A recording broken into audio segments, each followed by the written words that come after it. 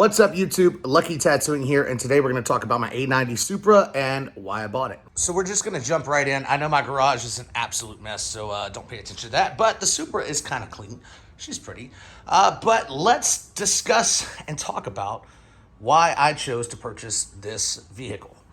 So in case you guys don't know me personally from the car shows and things around here, I am actually a car connoisseur, so to speak. So I've had tons of vehicles, ranging from Corvettes to Shelby Mustangs to 240S Texas to Acuras to Integras, all of it in between, okay? I've had two R35 GTRs. I've had two Hellcats. Both of the Hellcats were actually producing right at 850 wheel horsepower. And I actually traded in my Charger Hellcat, which is my last Hellcat, for this A90 Supra.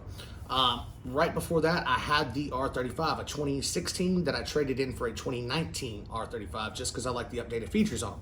So I'm going to try to keep this video short. I did one video before and it went way too long. So the biggest point and the biggest thing I get, or question I get asked, I guess, is why did you get rid of the R35 for the Supra? Or why did you get rid of the Hellcat for the Supra? Guys, it's a very simple answer for me because this is a new platform where we are still testing the limitations of this car. There are still things that you can do to this car that are new, that nobody else has done, and they can be very well versed, whether it's from the drag strip to cornering to handling, whatever you want to do with this car, you can set it up to do that.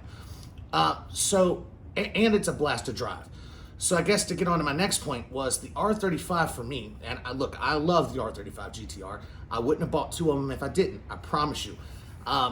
It was very boring to drive. That car created overconfidence in the driver that was behind the wheel simply because that car did pretty much everything for you. The electronics on board, if you were taking a sharp corner at 100 miles an hour, it's gonna hook up and get it where you need to be. If you're in a straight line drag racing, it goes straight. There's very limited wheel spin. And I went to Texas 2K in 2018. When I went there, it was basically GTR fest. Every car running on that track almost was a GTR. Then, of course, I watched Giddy go down the track in a 6-second pass on his GTR. There's nothing I could do to that car that hasn't been done. And it's the same with the Hellcat platform. There is nothing I could do. Of course, you can personalize them, and I love Hellcats still to this day. You can personalize them, make them your own. They're a great drag strip car, but that has already been done. Somebody's done it. It reminds me of that episode of South Park when they were saying, The Simpsons did it, The Simpsons did it, because there's nothing you can do that hasn't been done on that platform. This A90 platform, or just the Supra platform in general, we're still testing the bounds. They just unlocked the 21s to be able to be tuned, so we don't even know where that's going to go yet. There's still body parts and aftermarket parts that are being created specifically for this car, which makes it exciting.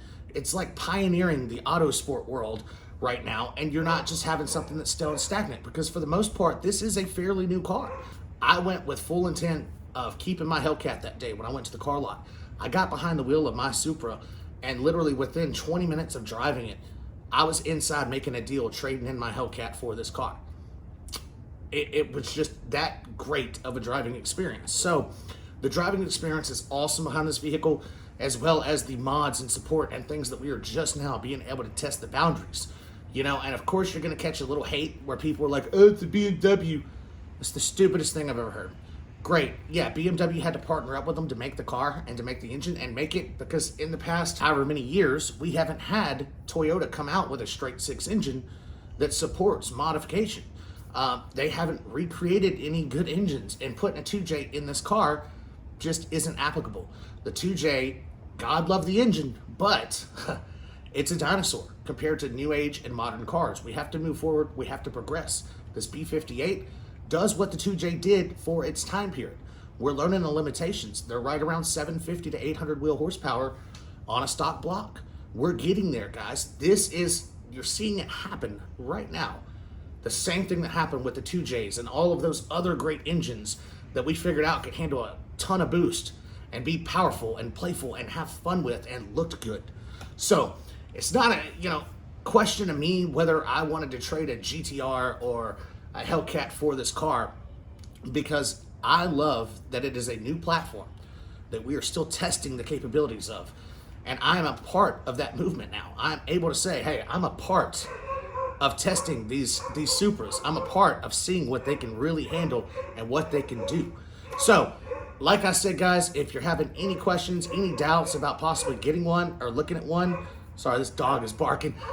Make sure you go test drive one. Find a local dealer that has one that they'll let you just take a spin in it.